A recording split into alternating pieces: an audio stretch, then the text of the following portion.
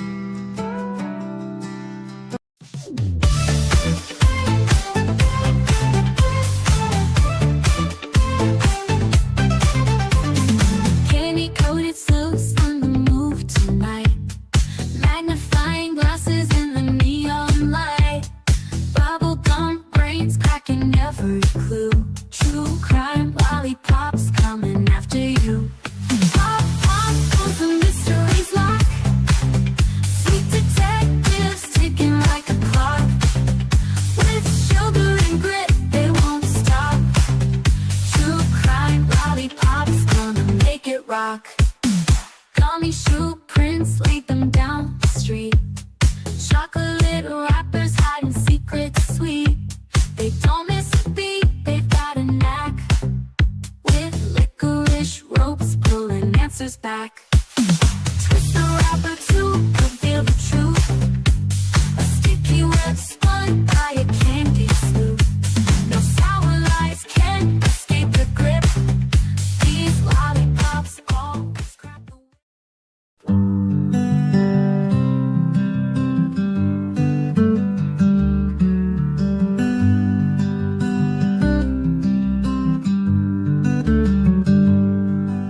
Sebastian, sweet boy, where have you gone? The sun sets low, but we keep marching on. The wind whispers your name soft through the pines, a melody aching in these hearts of mine. Roads are endless, the nights are cold, but your story's a light we'll never let go. Where are you, sweet boy Sebastian? We're searching the hills, the rivers, the plains. You deserve better, oh you deserve better. And your army is fighting through heartache and pain.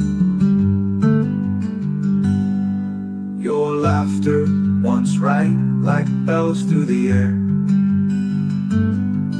Now silence just lingers, it's more than we can bear. We carry your memory, a flag in our hands. Through shadows and valleys, through shifting sands. The roads are endless, the nights are cold, but your story's a light we'll never let go. Where are you, sweet boy Sebastian? We're searching the hills, the rivers, the plains, you deserve better. Oh, you deserve better, and your army is fighting through heartache and pain. Your laughter once rang through heartache and pain.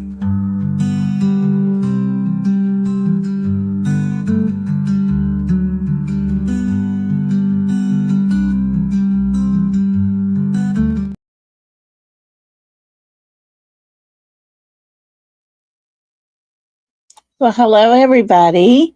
How are y'all doing? Thank you so much for being here with me today. I appreciate everybody. Hope everyone is having a super good day today. Happy Thursday. Hello, Daisy. Hey, Brenda Sue. Hello, Peggy. How are you? Miss Kathy. Hello. Hey, Rhonda. Tap dancer Lizzie. Oh, you're so sweet. Thank you for being here. Hello, Jacob and Kimberly. Let's see here. Brenda Sue. Hello. Lisa King.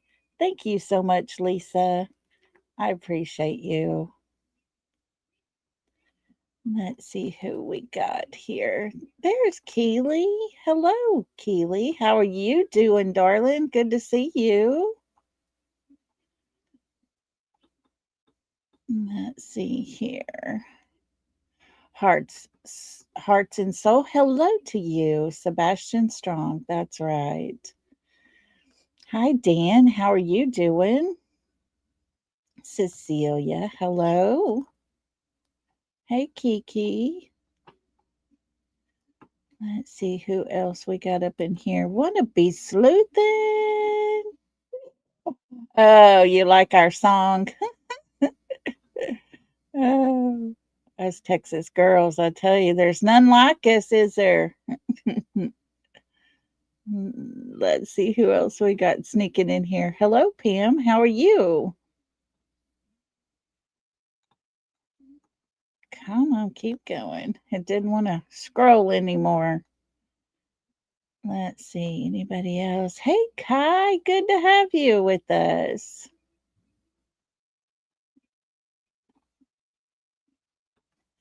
Hi, P. And Miss Ann. How are you? Watching all the way from Alabama. Hey, Jay Zolly. How you doing? So good to have everybody with us today. YouTuber, hello, hello. Hey, Sharon and Jacqueline, hello to y'all. Hey, Christy Smith, good to see you. Welcome to everybody, everybody. There's Aretha Bell. Hello, so good to have you with us. So glad to see you. And Belinda, hello. Texas Plain Jane, hello to you. Teresa, hello, hello. We got us a good house today. So good to have everybody. Hi, Diana. Good to have you. Thank you all so much for being here with me. I appreciate y'all. Hey, Ashley, good to have you. April, hello to you. We got our people gathered up. Y'all come on in, have a seat, and thank y'all so much for being here. Man, oh man, I tell you, if y'all hear me yawn, which will probably happen, please forgive me. I'm not bored with you guys. I think my B12 has bottomed out again. I had to dig around, find my B12 shots. But for the last several days, all I've done is sleep. I have absolutely no energy. And all I do is yawn. So if I do, please forgive me. I'm not being rude. Hope everybody's doing good today, being safe out on these wackadoodle streets of ours. Hello, Bobby. Good to see you. Thanks for being here, Bobby. But yeah, the streets are going cray cray. I tell you. Just about the time you think everything's going to settle down, it doesn't. Gets even worse than before. But you know what? Let them go after each other all they want to. I've always said when things are done in a bad way, it will eventually come out. It always does. It always did. Good always wins.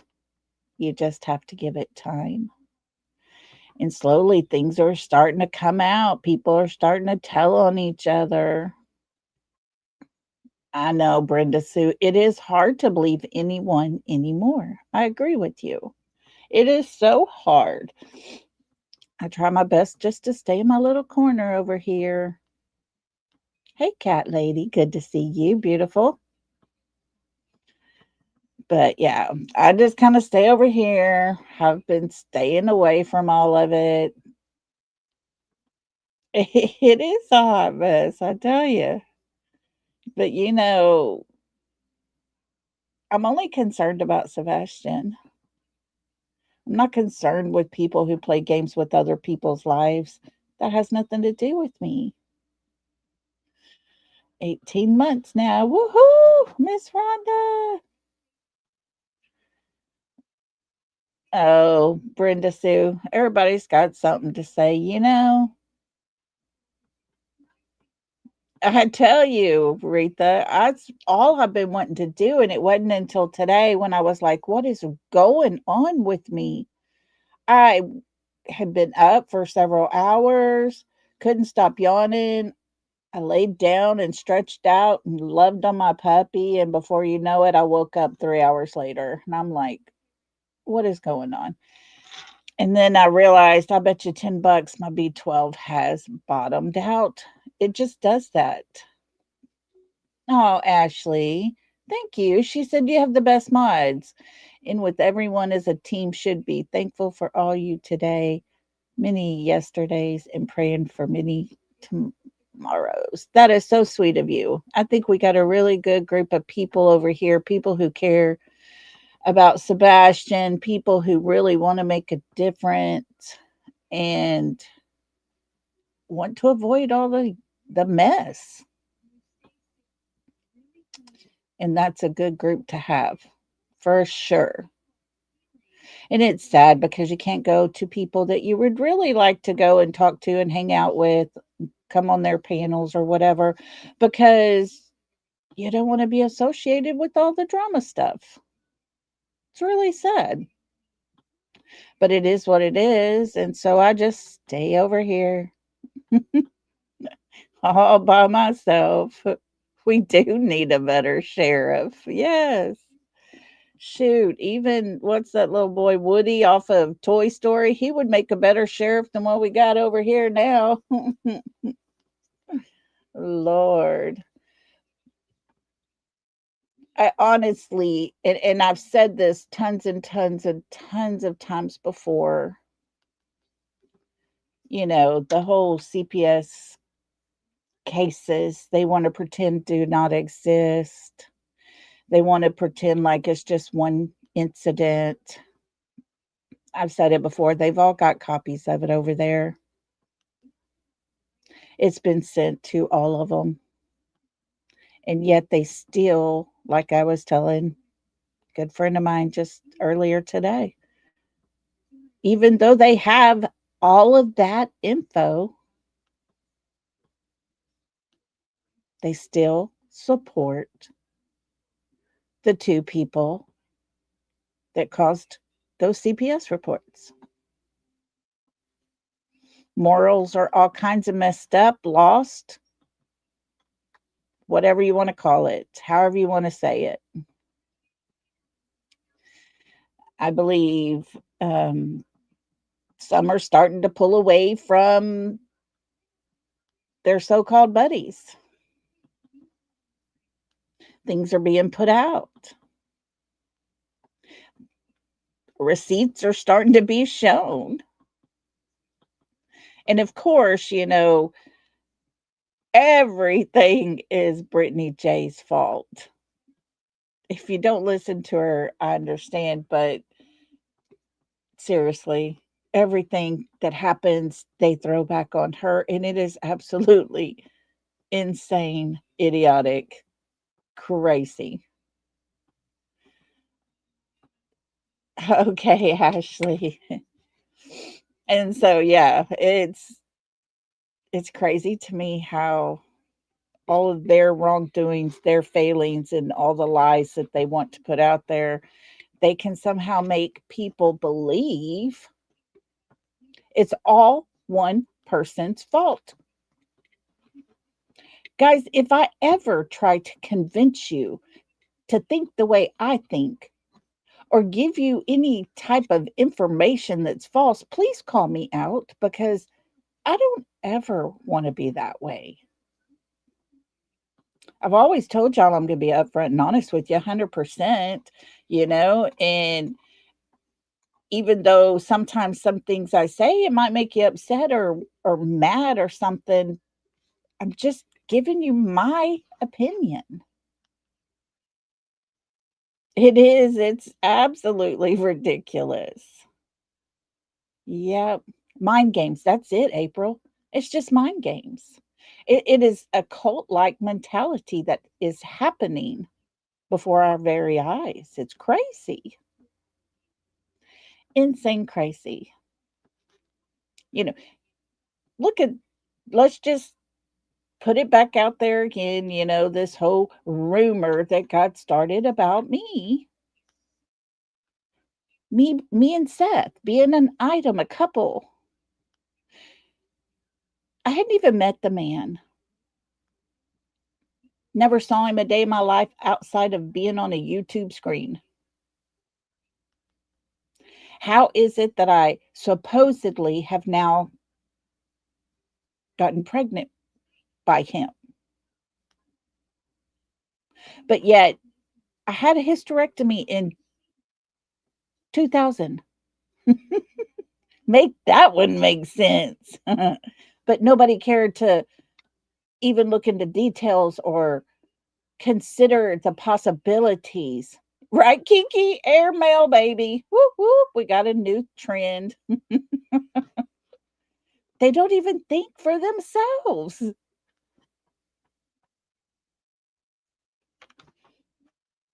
You know what I'm saying? It's just insane. I'm on drugs. Y'all, seriously, Pepsi is my drug. It is my vice. I love me some Pepsi, okay? I'm not hiding it. Hey, Amy Lynn, because all they do over there is lie and spread rumors. Exactly. And their people believe it. They don't even look into anything. Now, if I hear something, I'll go check it out. I'm going to go look into something. And okay, Kiki's in here. She's a content creator. No offense to Kiki. I love Kiki. But if Kiki told me something off the wall, I'm going to go look at it for myself. I'm not going to take her word at 100% face value because she's my friend. If it sounds a little off, I'm going to check in it myself, kind of thing. It's just what we do. It's called curiosity. Yeah, right. We got receipts. That's a thing. We got receipts. I'm an attention junkie. Yeah, okay. Back at you, douchebag. Yeah, that's how you know right there. Idiots are amongst us, y'all. You're so funny. Maybe that's it. Want to be sloop? I like that one even better. Seth is pregnant with my baby.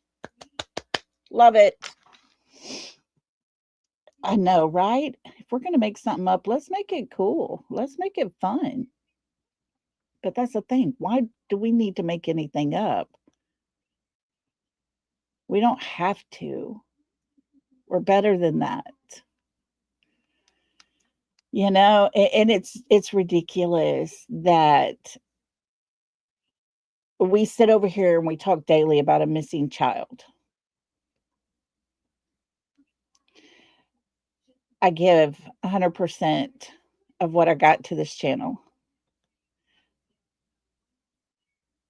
When I'm not giving 100%, the rest of it is going to my family, you know? But we're the unpopular ones sitting over in our little corner. Oh, and it's okay. I would much rather be the unpopular kids on the block than to be caught up in all the mess that's, I have a feeling, is going to explode very soon. Amy Lynn, I don't understand it. I don't get it. When they sit there and tell outright lies and people start throwing money at them, they can't, I guess, make money if they're being honest. I don't know. I don't get it.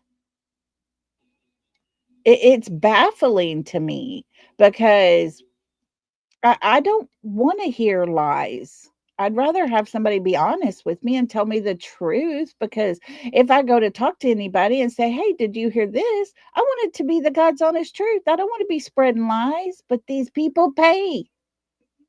They pay. Just like a cult.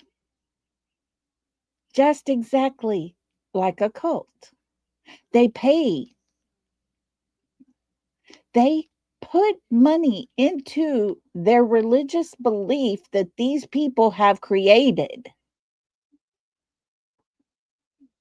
Doesn't matter that it's not the right religion. Doesn't matter that it's not backed by any types of receipts. They pay to be told whatever it is they want to hear. Cecilia, look at you.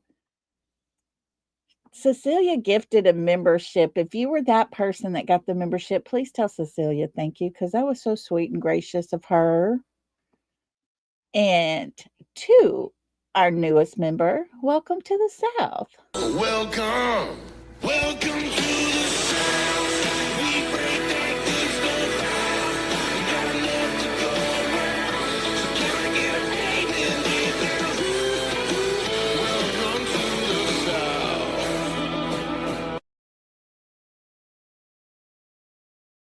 Welcome to our newest member. And thank you so much, Cecilia. That was so sweet of you. Super duper sweet.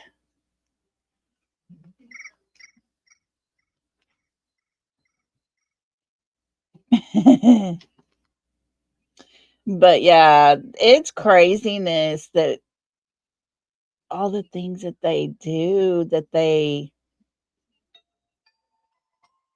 come up with. If the people that follow them had a mind that they could actually use. I don't know. I hadn't heard from TJ today. I don't know. We'll have to check in on her. She may be busy. But if they had a mind of their own,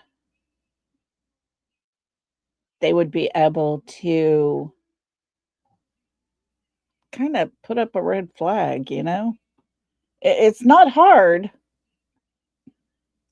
They either don't care or just in it for entertainment, not caring. This is real life for some. That's it, April. I'm telling y'all. They're going to push and push and push until somebody can't handle it anymore. They're not going to stop. And it's sad because should that ever happen, should a certain person ever not be able to handle any more and something actually happened, like I've said in the past, they will be the ones to say, "Oh, that ain't our fault. She did that. She made that choice." That's the kind of people we're dealing with here because they haven't done nothing, right? Oh, there you go. She's helping her niece set up a trailer. There you go. Yeah. Well, I can't expect my mods to always, always, always be here at my beck and call. Yeah. I've told every one of them they have their own lives to live too. So, anyways, well, I hope everybody's doing well. I hear there's still snow going in some places, or still getting snow, still cold. We're up in the 60s. It's back to another normal Texas day. Oh, but yeah. Yeah, that's it. Didn't get to make Kiki's earlier today. I fell asleep. I'm telling y'all, I have been exhausted, tired. My body just said, done. Time to rest, I guess. I don't know. But, oh, Kiki says, I'm over the snow. Oh, goodness. Over weekend, 3 days in a row, wind chills -27. Oh, my goodness. Miss Rhonda said it was 4 this morning. Woo! Bobby said, I'm standing on the heater trying to get warm. Oh, no, they put out a dangerous cold. Oh, good golly. Oh, look at there. Thank you for those sweet words, Ashley. But yeah, man, y'all stay warm. Stay warm. Be safe for sure. I need y'all in my corner over here.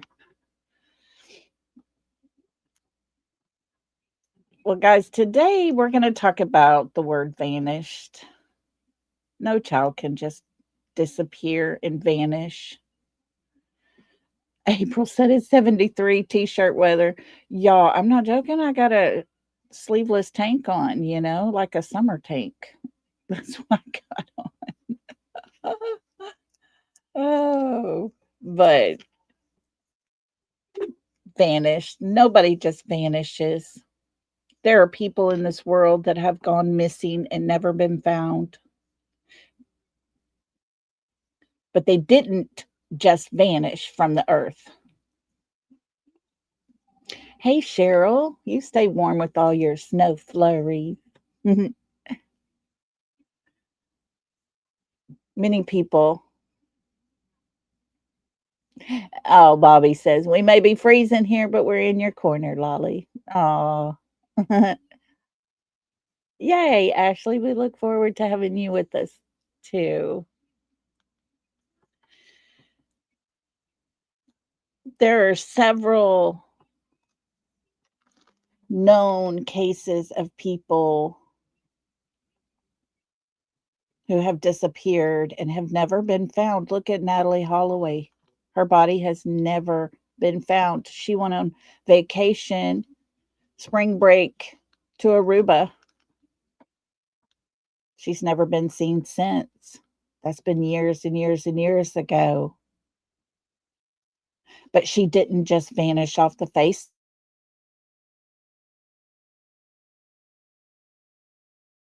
of the earth. It is believed that disappear.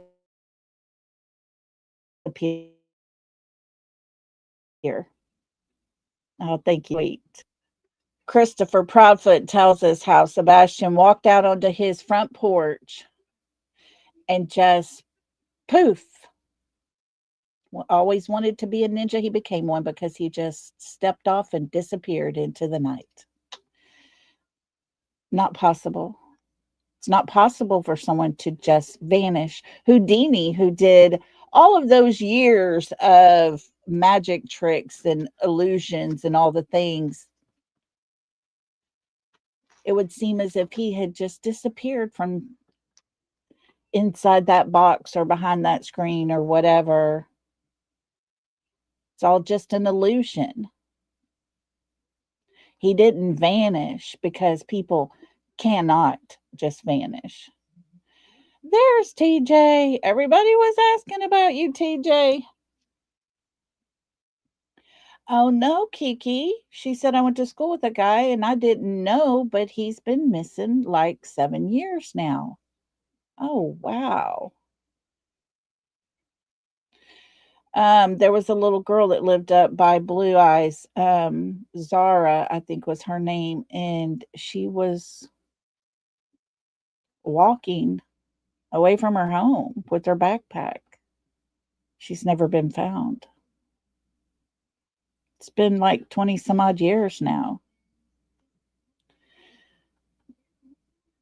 Jacqueline said, we have a girl here in Staten Island that has been missing since 1981.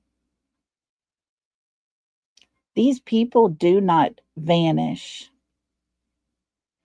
No matter how bad anybody wants to be a ninja, you're not going to just disappear into the night, never to be seen again, and just miraculously vanish.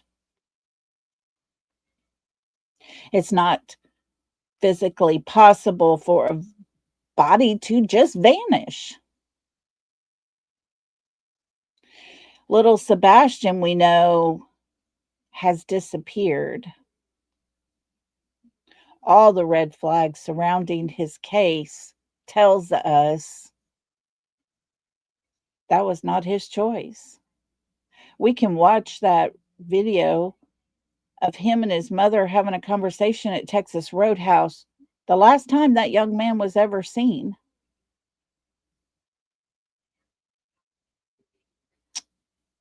And it wasn't a good conversation. You can only sit here and imagine what might be said at that time. We have someone that is working on interpreting that video, that conversation. We'll talk about that here pretty soon, but his body language tells us something wasn't right. Something wasn't right. And yet, Sebastian's nowhere to be found. His mother tries to tell us that, hey, I don't know why he went out that front door. Why did he have to go out that door? His stepfather tells us the only door that would be logical would be the front door.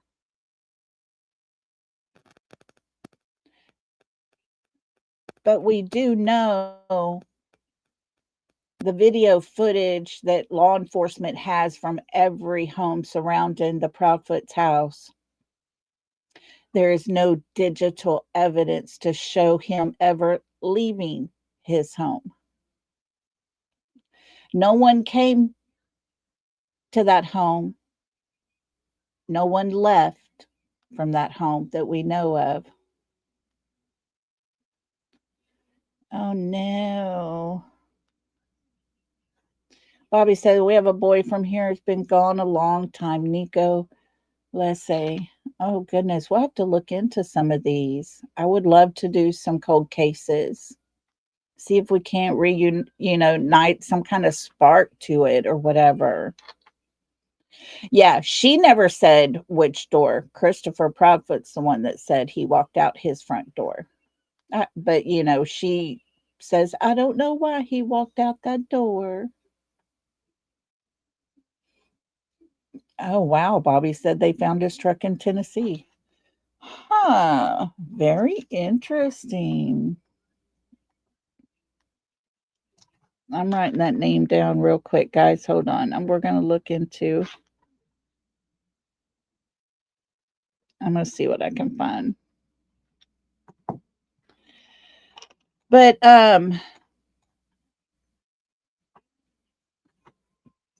it was in the middle of the night. We see lights happening. They're trying to lead us in the direction that, hey, those lights are coming from 300 feet up there, way up there on that hill. Really? From a car, a truck. Really? No way. No way. Got a friend of mine. We're going to try to do our best to recreate that so that we could all see what it would look like to have headlights 300 feet away. Then we'll look at the map and see all the trees and the homes in between. I know, Patty says, can you imagine living your life not knowing where your child is? What a nightmare. To me, I think that would be the hardest thing to ever move on from, because you would constantly be in that panic mode. Every time you saw a child that looked like yours, you would instantly think, oh my God, is that him? Is that him? Is that him? And your heart would probably race. You know, I see people to this day that remind me a lot of my son, and I get my breath taken away for just that quick moment. But my mind and my heart knows my child's not walking around somewhere.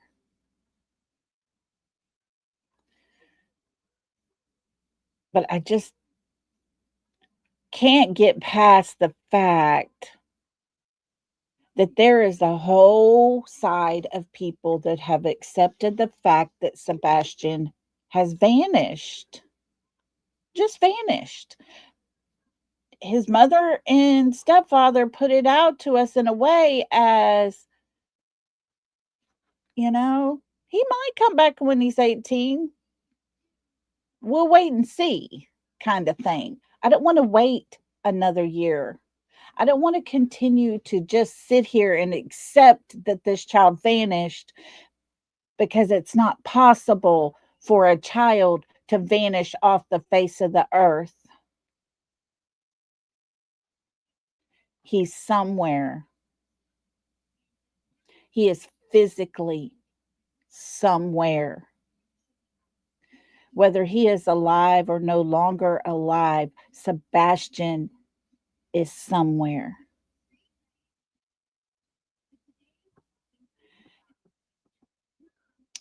I go back through all of the press conferences.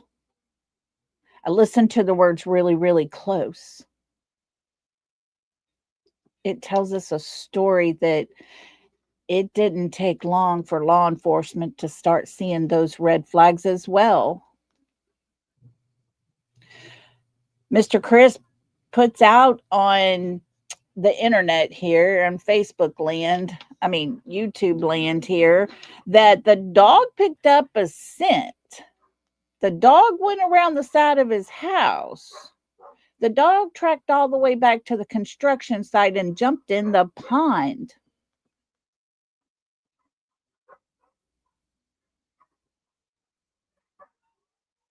Can y'all hear my dogs howling? My son left. Every time he leaves, these daggum dogs do this. Oh, Lord. Anyways, there was a dog over in the construction site walking around, just walking, caught a scent close to the retention pond, and then went into the water.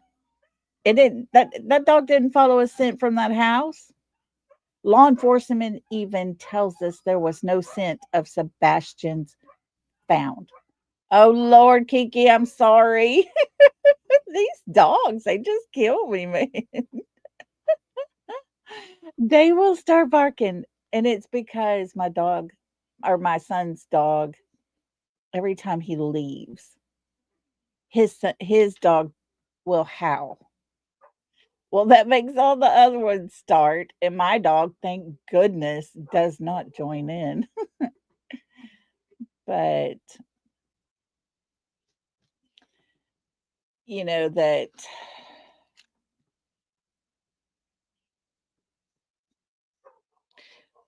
when you have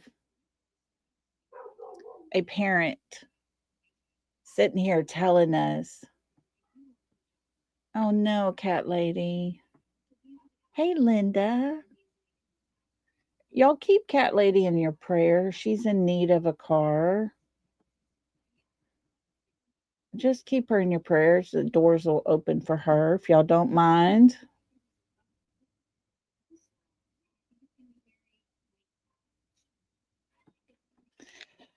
So, Bobby, you do think it was her? I've been looking and I've got a message into Tony to ask him. So, I hadn't heard anything yet. Yeah, Diana, I bet every one of us in this room knows of a missing child that's not been found yet. There's so many, so many. And Sebastian is one of those. Little Summer Wells turned 10 years old yesterday. We don't know if she'll ever be 5 years old or if she will actually now be 10. We don't know. She's one of those. And so, oh, you don't know. Okay. I'm like I said, I got a message in to check to see what I can find out. They said they would ask him. So we'll see how that goes and if we can find that out.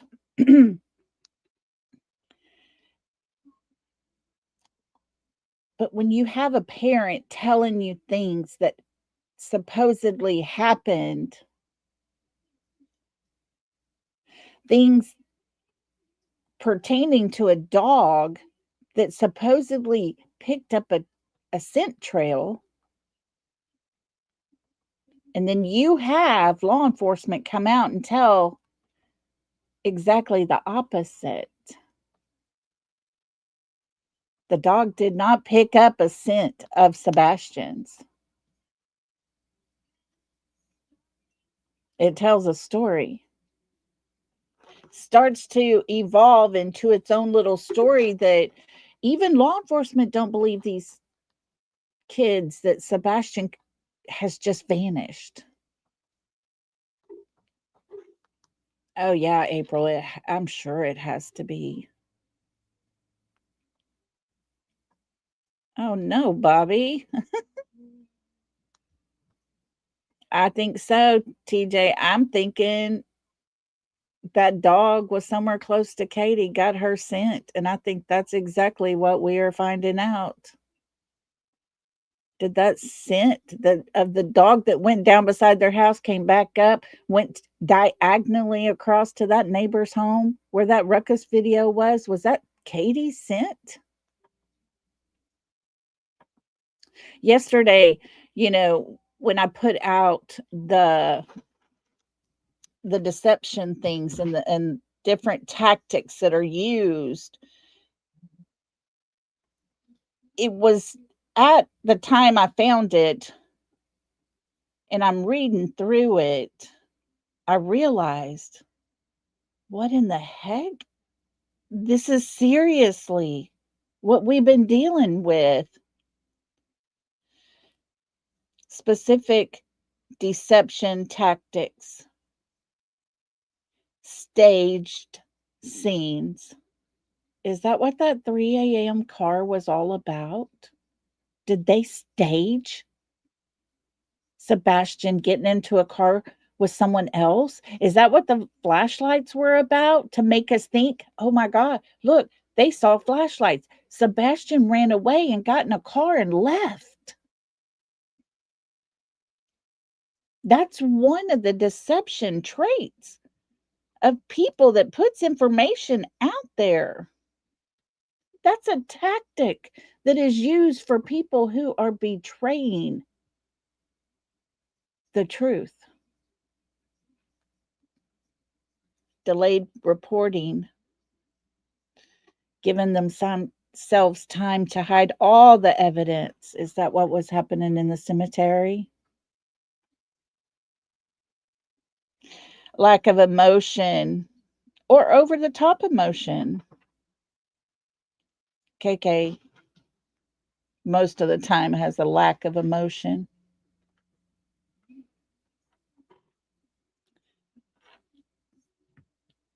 Sebastian didn't leave and poof, vanished off into the night, into the elements of the earth, and be absorbed into the atmosphere because it's not physically possible.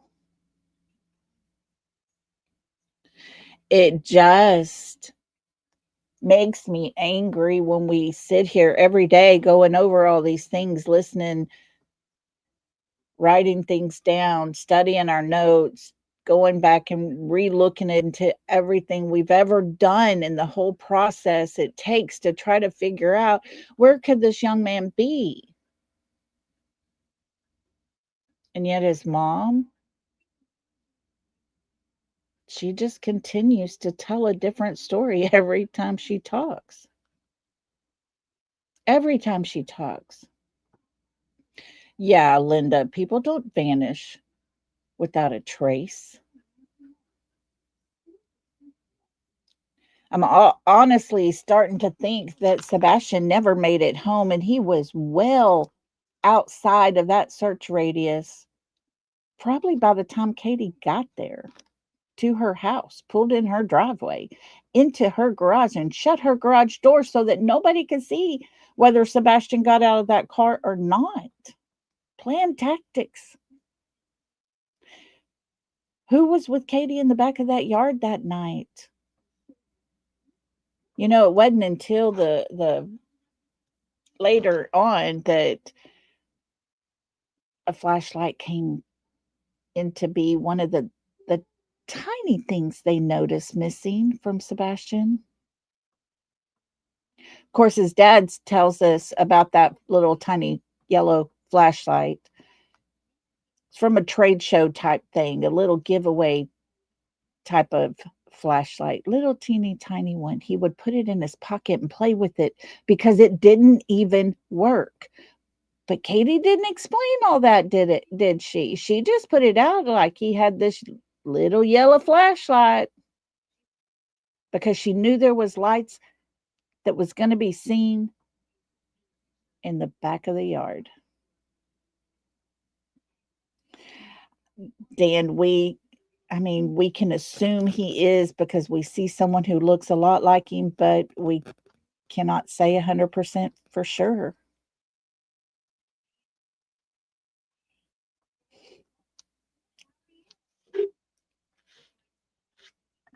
You know, you can take Texas Roadhouse like Dan's asking, was CP there? We don't know.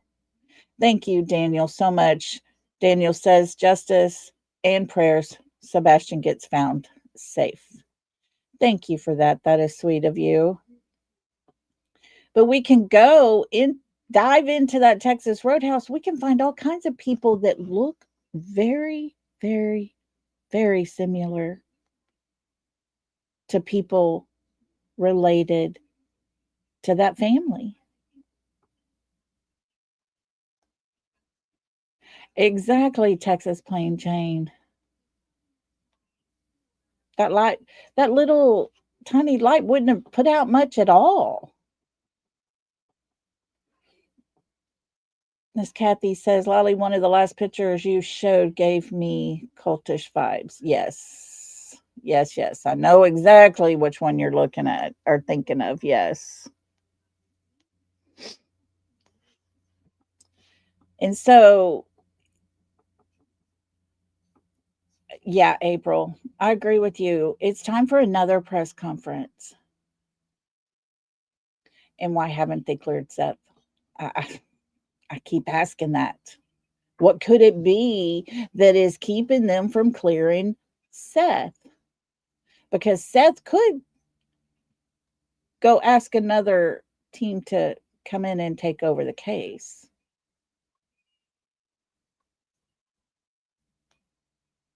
Exactly, Linda. She mentions that flashlight because she knew at that point, she finally mentioned it. They had the light video. They had to ask her if there was a flashlight that Sebastian owned. And she said, yeah, matter of fact, I think it's missing. I haven't been able to see it. She didn't voluntarily say there was a flashlight missing.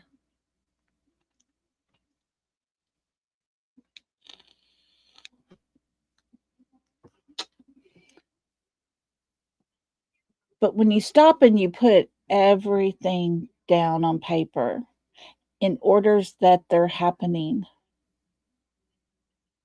friends, you clearly see a pattern here that Sebastian did not just vanish. Not only is it physically impossible for him to poof, vanish into the night air, his disappearance was not his choice.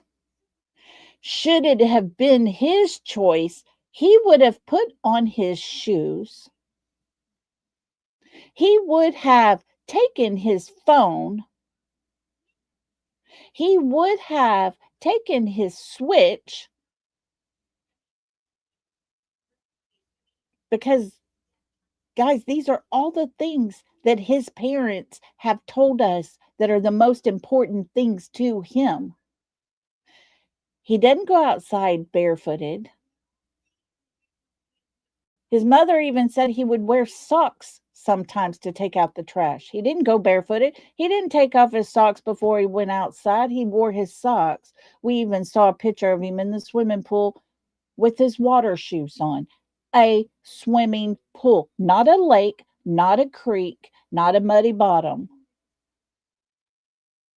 A clear, crystal clear swimming pool, and that boy had shoes on.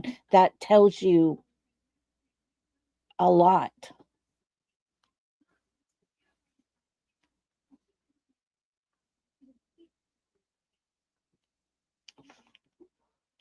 Yeah, Diana, I don't know why they won't. If everything is checked out, I don't understand why he is not cleared. I just, guys, we have to realize this.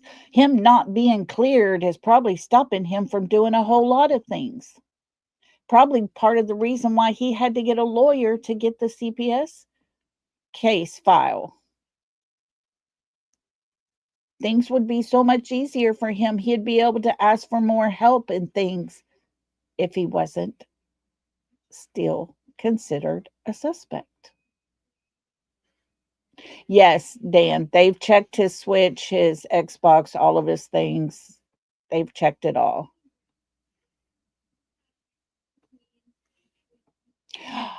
That's right. Yes, yes, yes, Valley Gal. Thank you, thank you. When I read that, it was like ding, ding, ding in my head. Yes, Nina Glass was that lady's name.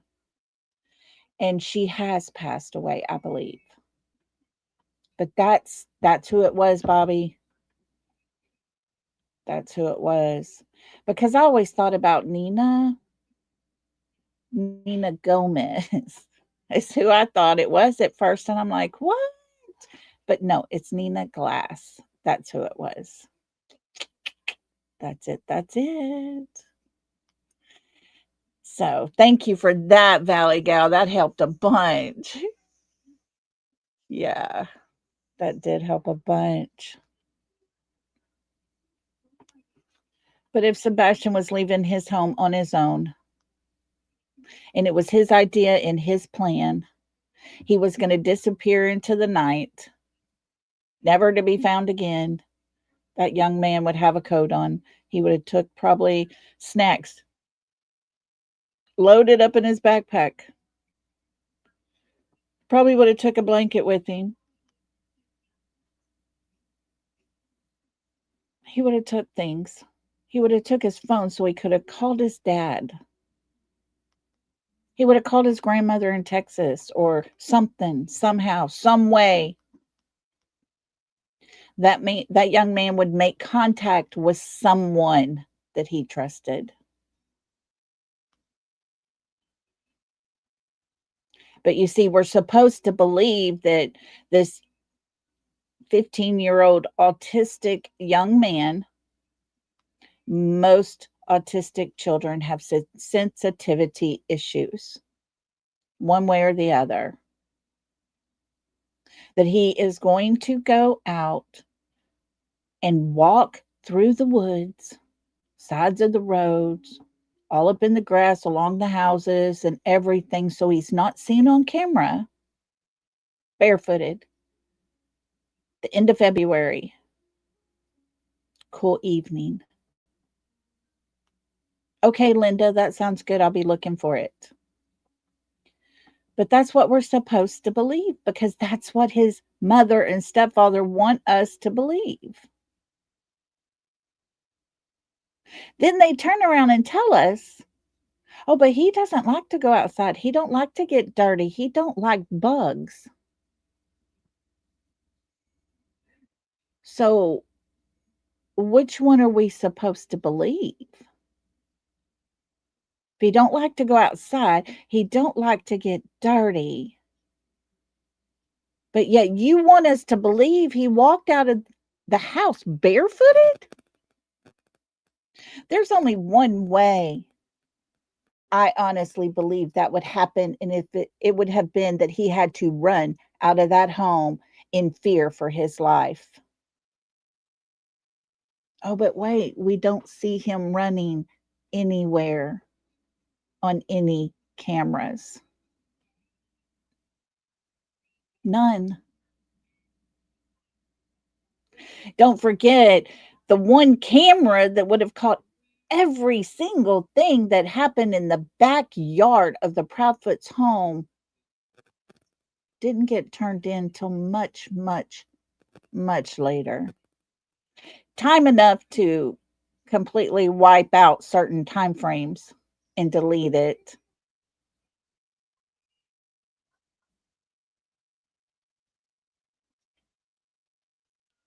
Yes, I agree, Diana. I think they kept his phone away from him. I don't think he was allowed to take his phone with him that day. I think he was told to leave it on the counter. Of course, somehow his wallet and his phone got moved from the kitchen cabinet to the dining room table, if we're to believe Katie, Seth, and Brandon Carter, because their stories didn't even match.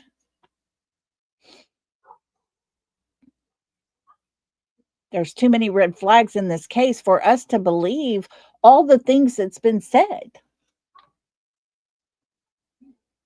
But here we sit listening to the words that his mother and the words his stepfather is trying to shove down our throats as if we're ignorant people and we can't put two and two together. Oh, Lord, them dogs are howling again. I'm so sorry, y'all. Yeah, he likes shiny things. This is the mother that we listened to for 45 minutes talking about her child, describing her child. Let us learn who her child is. And her words continued over and over and over was, um, um, well, um, um, mothers don't have to stop and think about anything when it comes to their child. You remember every single detail of your children's lives. It's absolutely insane crazy. Hi, MNJ. How you doing? The red flags have completely surrounded Sebastian Wayne Drake Rogers' entire case. Too many questions sitting out there and not enough answers. So then it goes completely 100% onto law enforcement's shoulders. Do you know things? Do you have information? Do you have proof? I hope with them being so quiet, they've got things. But I don't know. I'm not sure if I trust. And trust me, I've told y'all all before, my son, he was in law enforcement. I respect law enforcement. Always have. Always will. But it's hard when you have law enforcement that just sit on things. When you have an officer, a detective that replies to an email about a tip that you emailed in, and they reply and say, "Thank you, but this is not the kind of information we were looking for." What? What kind of information are you looking for? Why are you so picky? How do you know that tip was not the tip? But that's the kind of reply Brandon Carter gave. So, yeah, I question law enforcement. Bobby, thank you so much for gifting 10 memberships. That is so gracious of you. You are so sweet. Thank you for that. Guys, if y'all were one of the lucky ones to get gifted, would you please tell our beautiful Bobby, thank you so much, because that is so kind and gracious. And to our newest members, welcome to the South, y'all. Welcome, welcome to the South. We break that good stuff out. We got enough to go around. So can I get a baby and get down? Welcome to the South.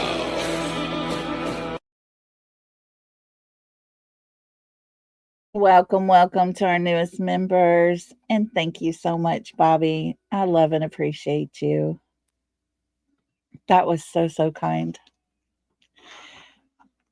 Guys, we're going to listen to a video that was put out.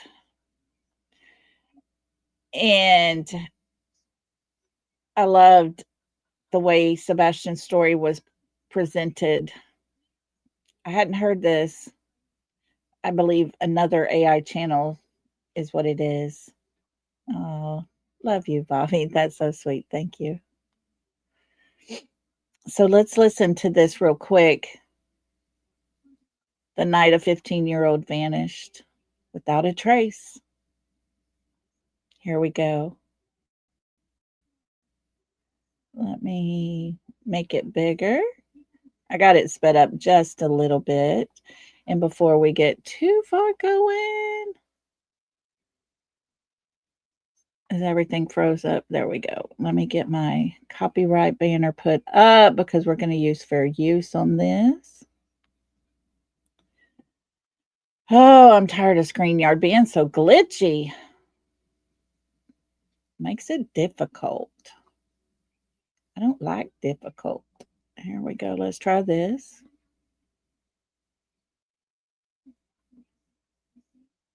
Is it going to show it? Okay. There we go. Is it back on? Oh, it took it off. I'm going to have a fight with StreamYard before this is over with, y'all. There's our copyright banner, and we're going to play just a tiny little bit of music in the background because we want to respect everyone. And here we go. This is here. Let me back out so everybody can. Oh, let me back out.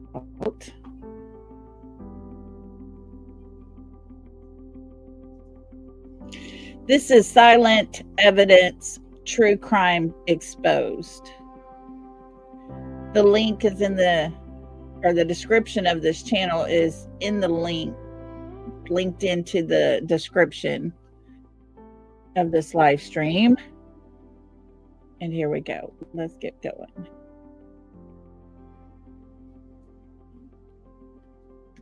Some disappearances announce themselves. They come with noise, with panic, with witnesses who remember a moment when everything changed. Sebastian Rogers' disappearance did not. It arrived quietly, so quietly that by the time anyone realized something was wrong, there was nothing left to follow. No trail. No confirmed sightings. No explanation. Just a bedroom that had been occupied hours earlier, now empty. Sebastian Wayne Drake Rogers was 15 years old when he vanished in February Now, this is not Sebastian's picture. Like I said, this is basically AI generated. 2024. And nearly everything about his disappearance defies logic. Sebastian lived in Hendersonville, Tennessee, a suburban city north of Nashville. It's the kind of place where neighbors recognize each other's cars, where kids grow up riding bikes on familiar streets, where danger doesn't feel immediate. Sebastian was described by those close to him as quiet, intelligent, and gentle. He was also autistic. That fact matters, not as a label, but as context. People on the autism spectrum often rely heavily on routine, predictability, and familiar environments. Sudden changes can be overwhelming. Unplanned decisions, especially major ones, are rare. Sebastian's life followed patterns. School. Home. Family time. There was no known history of running away. No pattern of wandering long distances alone. No online behavior suggesting secret plans or hidden contacts. Which is why what happened next made so little sense. On the evening of February 25th, 2024, Sebastian was at home with his mother, Katie Proudfoot. I want to pause right there because I have a question for everybody. I want you to dig back, way back in time as Katie's talking. Did her and Sebastian ever interact? Did she ever say once they got home that her and Sebastian sat in the living room together? Did she ever say that she actually saw him after he changed clothes? Wannabe Sleuthin's been a member for 4 months. Love you so big. Thank you for being part of our family. We love having you here, girl. Thank you. Yeah, Lisa, Rhonda. I don't ever recall that either. Makes you wonder about that, doesn't it? Seeing this picture kind of brought that to light. It's an AI generated. It is by, good golly, what was the name of it? The link is in the description of the video, but I like the way it's put together. Silent evidence. Yes. True crime. Yeah. That's the thing, DC. Did he ever come home that night? You know, I don't know of any time that she actually says, we sat there in the living room, we played a card game, we talked, he showed me this, or I went into his room. No. She tells us she wasn't even going to go to his room because she didn't want to see what a 15-year-old boy might be doing in his room. Like, that's all mothers' fears.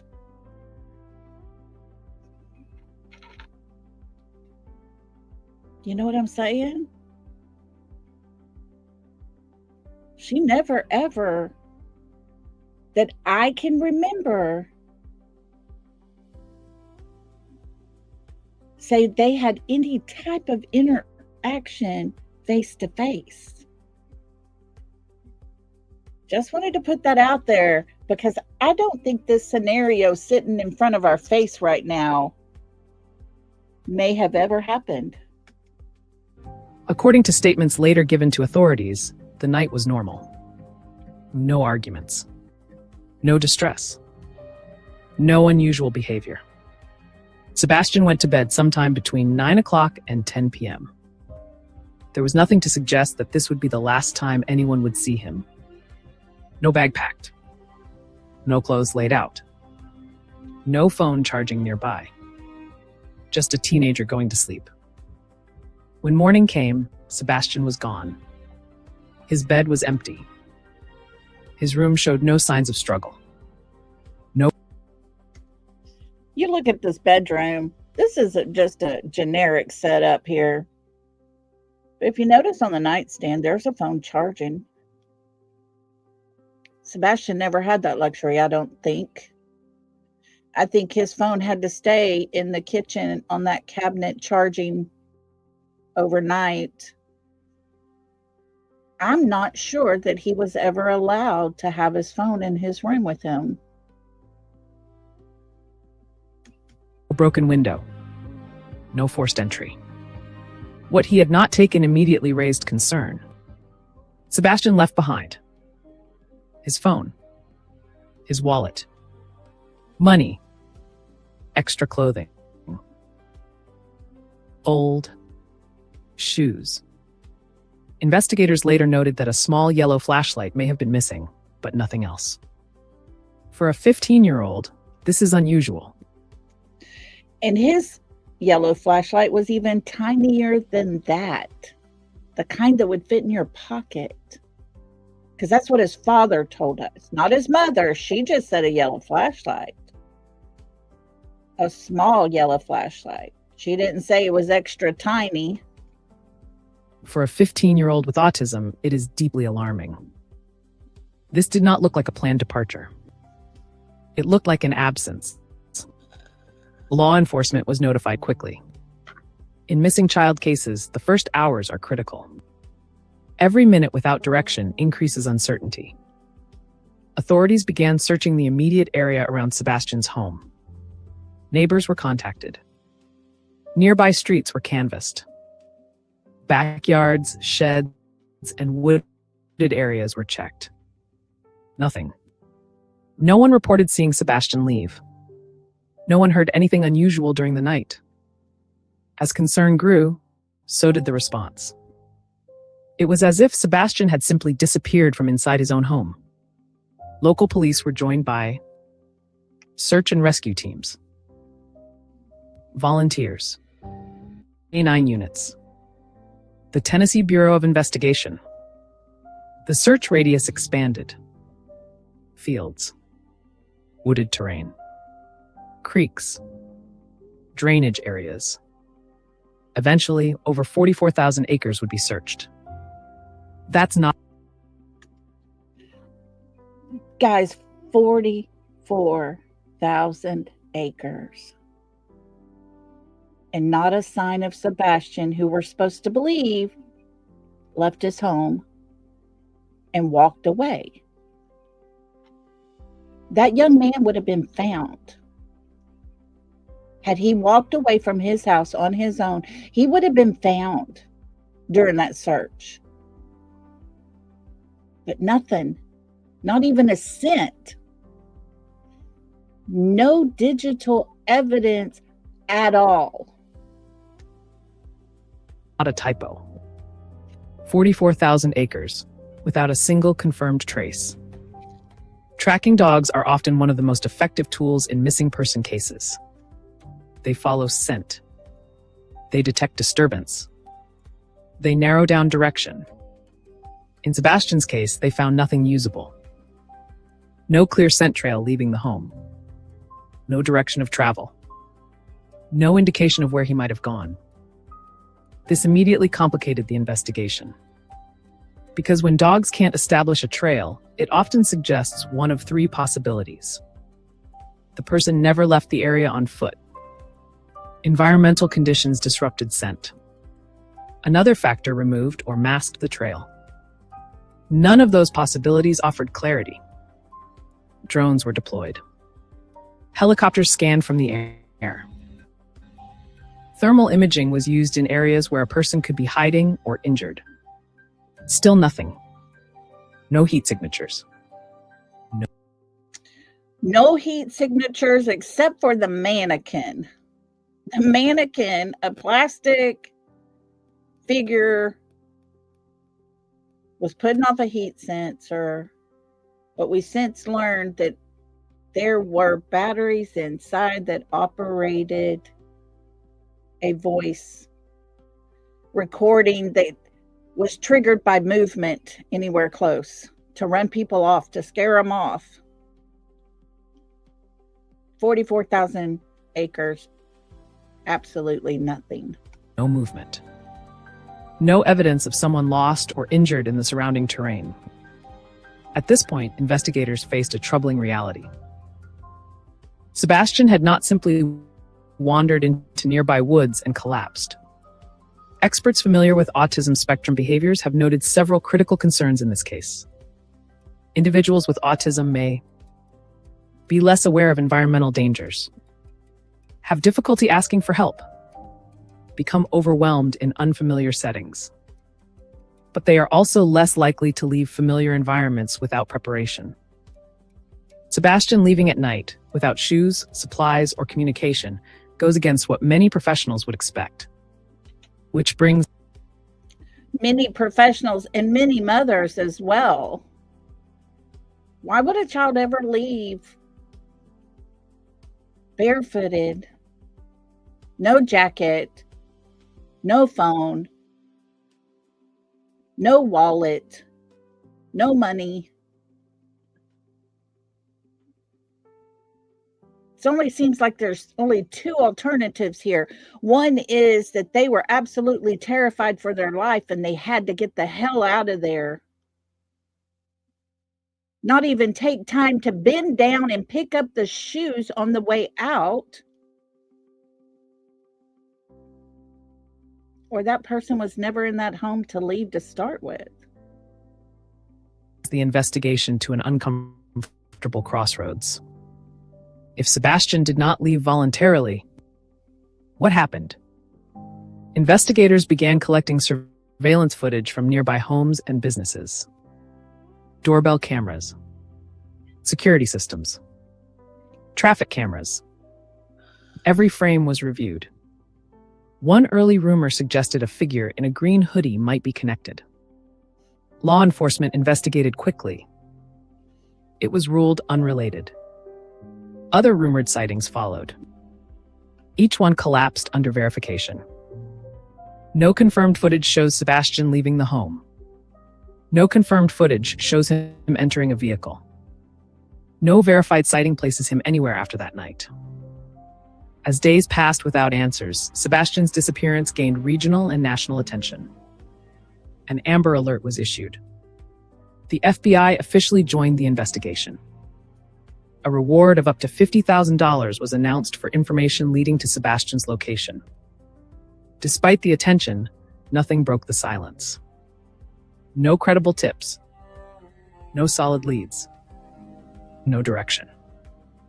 The case began to settle into something far more dangerous than mystery. Stagnation. Sebastian's father, Seth Rogers, refused to remain passive. While law enforcement continued their work, Seth took his own action. He traveled.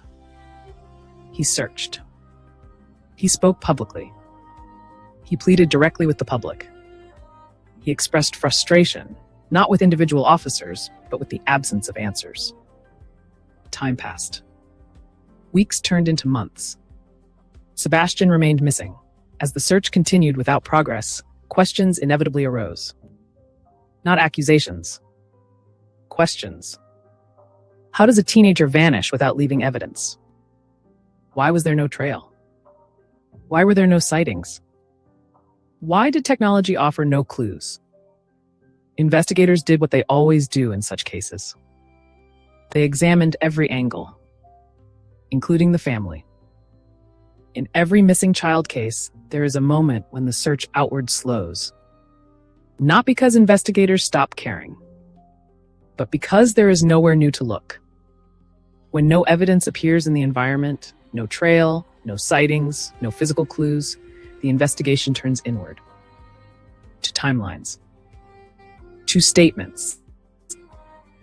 To the people closest to the missing child. This is not an accusation. It is a procedure. And in Sebastian Rogers' case, That moment arrived quietly. Sebastian's family Every person in Sebastian's life has had to been looked into to remain fair to his case.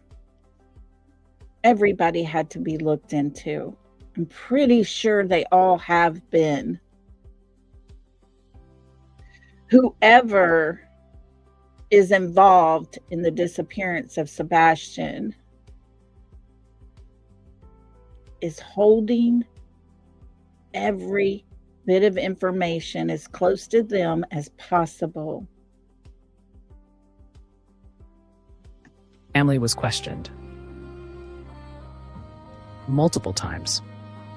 Investigators reviewed the timeline of the night, morning discovery details, who was present in the home, any changes in routine, any prior concerns or conflicts. Authorities Oh, wait, did y'all hear that part? Let's go back just a tad. Any changes in routine? Any prior concerns? Any prior concerns or conflicts? What? Kind of like way too many reports being filed abuse-wise? And the fact that Sebastian was about to testify? That could be huge, guys. Or conflicts. Authorities have stated publicly that the family cooperated with investigators. No evidence has emerged suggesting family involvement. Family's been very cooperative. They've told their story. It doesn't mean that police actually believe their stories. It doesn't mean that police has confirmed everything about their stories. It just means that we've asked them questions, they've answered. Law enforcement doesn't have to tell us if they believe them or not believe them. And I'm praying they don't believe them, especially Sebastian's mom. No arrests have been made. No suspects have been named. This distinction matters. In high-profile cases, public suspicion can grow faster than evidence. But to date, law enforcement has not indicated that Sebastian's disappearance resulted from actions by his parents. And still, the lack of answers created space for speculation. As weeks turned into months, law enforcement made a quiet but significant decision. Sebastian's case was reclassified as a criminal investigation. This did not mean a crime had been proven. It meant investigators could no longer reasonably treat the case as a runaway, an accidental disappearance, a simple wandering incident. The facts no longer supported those explanations. Sebastian did not leave behind the indicators typically seen in voluntary departures. And the absence of evidence in the surrounding environment suggested something more complex. In today's world, disappearances are rarely complete. Phones ping towers. Cameras capture movement. Digital footprints remain. Sebastian left none of that behind. No phone location data. No app activity. No last messages. No GPS records. Without a device, technology had nothing to analyze. Well, wasn't that convenient? Conveniently, Sebastian had absolutely nothing to track him with. Kind of like when Katie's, dash cam went off 6 minutes after they left the Texas Roadhouse. Conveniently, for the next hour and a half, no one could see where she was. I wonder if her live 360 got turned off as well. Just asking questions. Investigators were forced to rely on physical searches, human observation, manual review of footage. And that footage, despite being extensive, offered no breakthrough. This is one of the most unsettling aspects of the case. Not that technology failed, but it had nothing to work with. As the case gained national attention, media coverage intensified. So did online discussion. Social media became flooded with unverified sightings, amateur theories, claims unsupported by evidence. Law enforcement addressed several rumors directly. Some alleged sightings were investigated and officially debunked. Others simply dissolved under scrutiny. Birthdays came and went. Sebastian would have turned 16, then 17. Each milestone passed without resolution. As time passed, public opinion fractured. Some believed Sebastian wandered and became lost. Others believed someone intervened. Some believed answers existed, but were being withheld. What unified all perspectives was one truth. There was no closure. No explanation had emerged that accounted for all the facts. And every theory left gaps. Investigators have never publicly confirmed a theory. But the questions remain. How did Sebastian leave the house undetected? Why was there no trail? Were there no sightings afterward? Why did extensive searches yield nothing? How could a teenager vanish so completely? Each question stands answered, and together they form a silence louder than speculation. Sebastian Rogers' disappearance is not only about one missing boy. It highlights broader realities. How vulnerable individuals can vanish even in monitored environments. How routine can create blind spots. How quickly time erodes investigative options. How absence itself becomes the mystery. It also challenges assumptions. We often believe technology will save us. The cameras see everything. That someone will notice. Sebastian's case proves that isn't always true. Authorities have stated repeatedly, this is not a cold case. Tips are still being accepted. The reward remains active. The Amber Alert remains valid. The investigation continues. Quietly. Patiently. Without spectacle. Because sometimes progress doesn't come with headlines. For families of missing children, uncertainty is its own form of trauma. There is no grief to process. No ending to accept. No answer to mourn. Only waiting. Waiting for a call. Waiting for a lead. Waiting for something, anything, to change. Sebastian's family lives in that space. So do investigators. So does the community. In many long-term missing person cases, resolution comes from one of three things. A witness remembers something years later. Someone comes forward with withheld information. New evidence is discovered by chance. Sebastian's case may follow that path. Or it may not. But as long as it remains active, hope remains possible. Sebastian Rogers went to bed one night in February 2024. He never woke up to the life waiting for him. There were no signs. No warnings. No clear moment of disappearance. Just absence. And until that absence is explained, this case remains unfinished. Not because people stopped searching, but because the truth has not yet surfaced. Thank you for watching Silent Evidence, True Crime Exposed. Don't forget to like, subscribe. There we go, folks. Sebastian's story is unfinished. Completely unfinished. At no time can we sit here and say, well, it's gone cold. I don't believe that. I don't agree that Sebastian's case has gone cold, because every day we're putting more pieces to this puzzle together. And if we can do it, we know law enforcement can do it.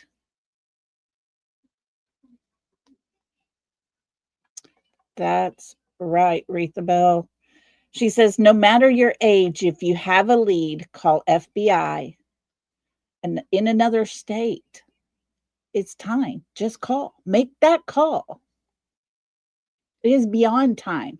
Sebastian deserves so much more than he has ever been handed at this point. I loved how that was very well put together.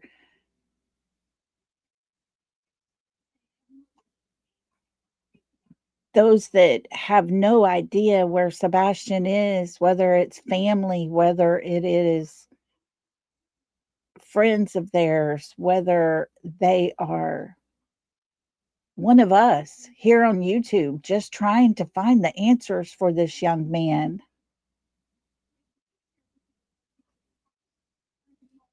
We just sit in limbo every day. Many of you probably wake up and check your phone just to see if there's a new update.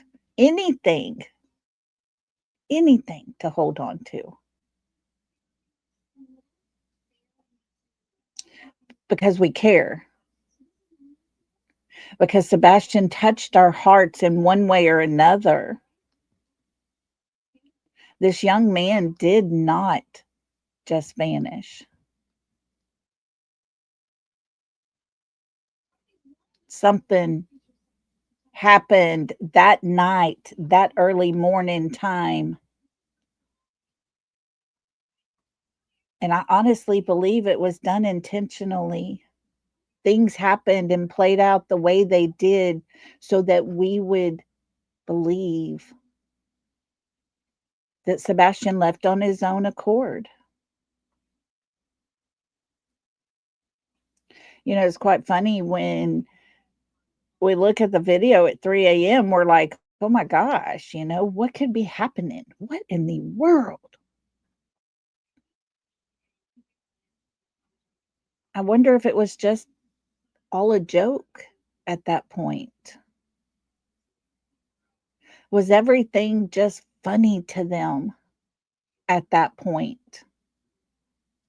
If he did not make it home with her, was he brought back there just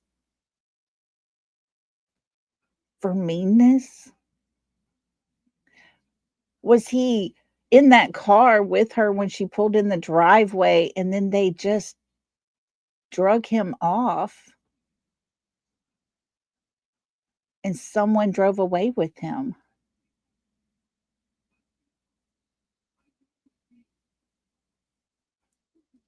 I honestly believe that if Sebastian Wayne Drake Rogers was leaving his home for his safety because he was mad for whatever the reason,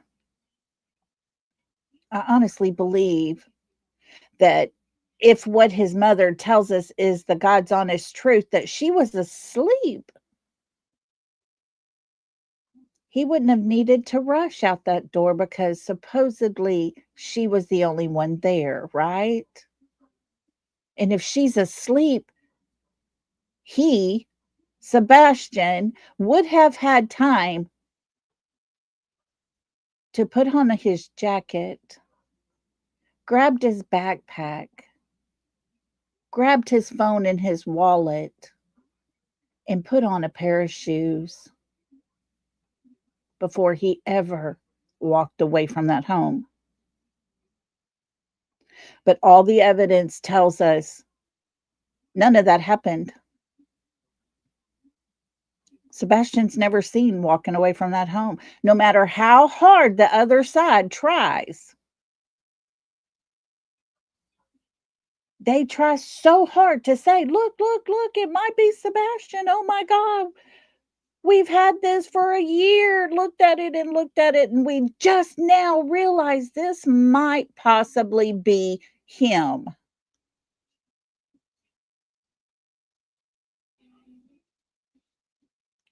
It's disgusting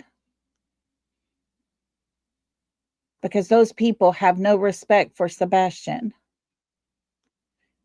We Strangers to Sebastian have more respect for this young man than his mother, stepfather, and the man they hired. I don't even want to call him a PI. Their media distraction person. That's it. That's it, Lisa. 100%. Either way, whether he made it home or not, they made him disappear. I agree with you 100%. Can't help it, but that's exactly how I feel. And it's their words that makes me go there. Can't help it. But when you have a mother who can't tell the same story 2 times in a row,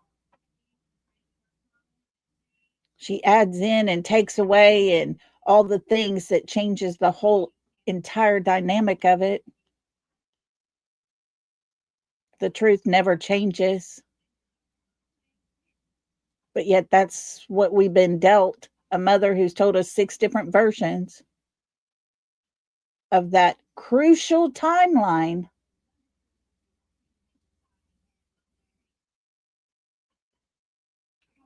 She's doing just exactly what the plan was. Guys, as always,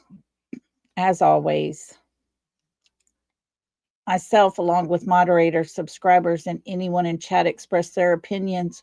On this channel, we present speculation, possibility, and show things found for everyone to decide for themselves what opinion they have. We're here for helpful purposes only. We're not here for drama, for hate, or anything negative. Please respect all opinions. And as always, my content is not to be used in a negative way at any time. We can look at it however we want to look at it, but it comes down to that one word, vanished. A person cannot just vanish off of the face of the earth. It's not possible. Wait, what happened to our Bobby? Y'all need to pray for me because in 14 days we'll be home with me every day. Oh, Bobby. Praying hard for you, sister. I got you. Oh, goodness.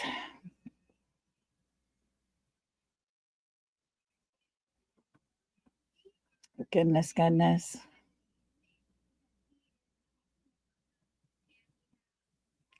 But they want us to believe this fabricated entire theory that they have put out there because that's their narrative.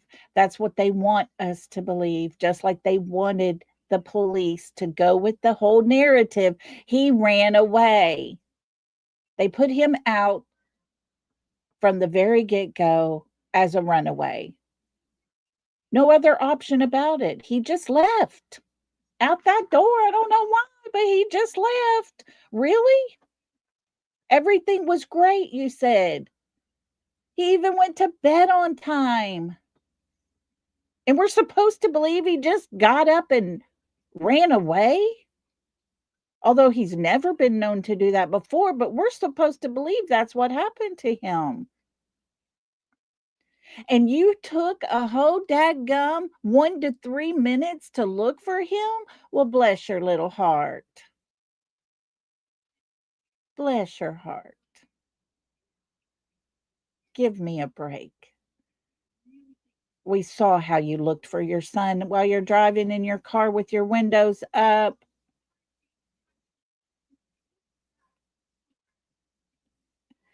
Sebastian deserves better. No matter how you look at it, no matter what you feel about the mother and the stepfather, whether you like them or you don't like them, Sebastian still deserves better. He doesn't deserve to be just sitting out in the universe somewhere unaccounted for. He deserves better. End of story. Like me or don't like me. I'm pretty sure that's one thing we could all agree on is Sebastian deserves better at this point.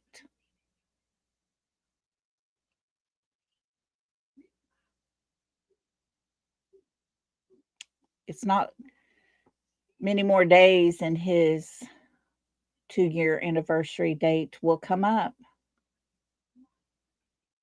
Lots of people will be gathering in remembrance and honor of Sebastian and remembering that day, that horrible day that that call was made. Could have, Dan. She very well could have. Lots of things are up in the air, you know. But as people come to gather together in respect and love for Sebastian, I'm assuming there won't be many holding their breath that his mother might show up for him. Who knows? She may have a vacation planned that day. She may be on a beach somewhere. Who knows? Who knows? Because at this point, I'm tired of trying to figure out KK, his mother. Grief comes one way, and that's with a complete, shattered, broken heart. How you deal with it is up to the individual. But when it comes to losing a child, not knowing where your child is, living in that tortured state of unanswers, no answers, where, why, when, who, all those things. You don't leave and go on vacation.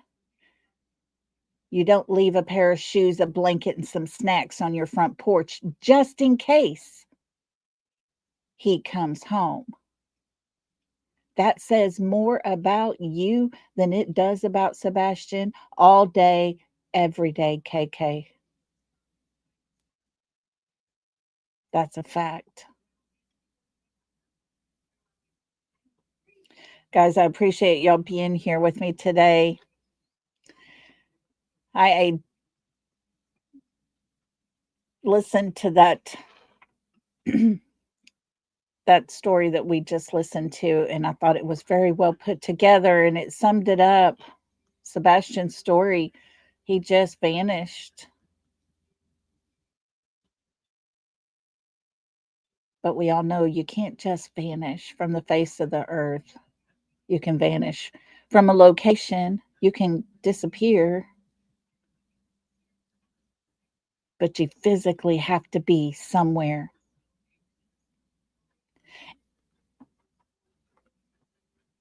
And at the end of the day, somebody, probably more than likely the one person in that home locked inside that home with him, she probably knows. I have not heard from Lori in a while. I haven't even seen her around. I will see if I've got her email and email her and check on her.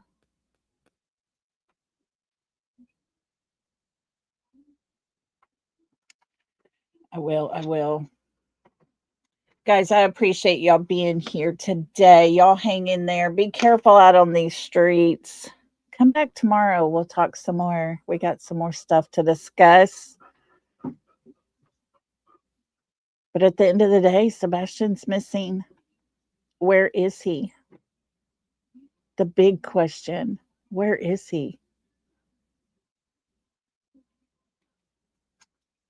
Oh, does she change her name to Blessed in Florida? She might have. It's worth looking into.